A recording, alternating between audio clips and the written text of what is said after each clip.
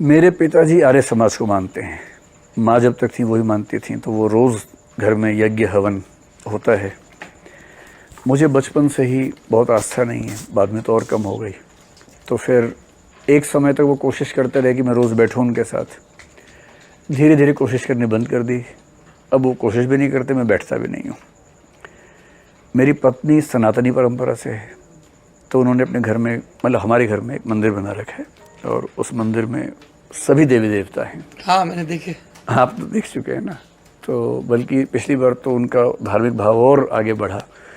गणेश चतुर्थी के समय गणेश जी को घर में स्थापित किया गया और कई दिन पूजा पाठ हुई, फिर विसर्जन हुआ। मैं इन सारी चीज़ों में एक मूक सहयोगी के रूप में साथ रहता हूँ।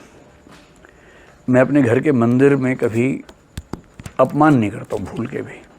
तो मैं जाऊँ तो चप्पल हटा के जाऊँगा, किसी और की भी रखी हुई तो हटा दूँगा, उतना ध्यान रखता हूँ। हवन भी अगर हो, जैसे जन्मदिन पे होता है, एनिवर्सरी पे होता है, तो उसमें बैठता हूँ, शालीनता से बैठता हूँ। मुझे बहुत आस्था नहीं, अनास्था भी नहीं। मैं मानता हूँ कि धर्म समाज के लिए बहुत ज़रूरी चीज़ है। अभी हमारा समाज धर्म के बिना चलने की स्थिति में नहीं है। ईश्वर है या नहीं ये कोई नहीं जानता, मैं भी नहीं जानता, और मेरे नहीं जानने से तय नहीं होता कि ईश्वर नहीं है। इससे नास्तिकता उतनी बड़ी मूर्खता है जितना ये दावा कि मैं ईश्वर को जानता हूँ। तो डाइसी हूँ इस मामले में, मैं मतलब कन्फ्यूज़न में रहता हूँ।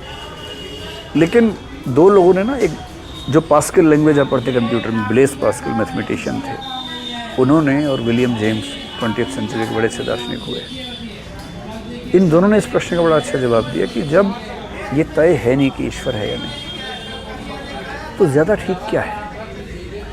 आर्गूमेंट्स अलग अलग हैं, लेकिन दोनों का निष्कर्ष ये है कि मान लेना ज़्यादा फायदे में है। तो मैं तो उस बिंदु पे हूँ जहाँ मेरे चाहने से मैं मान नहीं पाऊँगा। लेकिन मुझे लगता है कि जो लोग ईश्वर को मानते हैं, सांप्रदायिक नहीं है, कर्मकांडी ज़्यादा नहीं है, कट्टर नहीं है, पर विश्वास रखते हैं, वो ज़्यादा फायदे में है।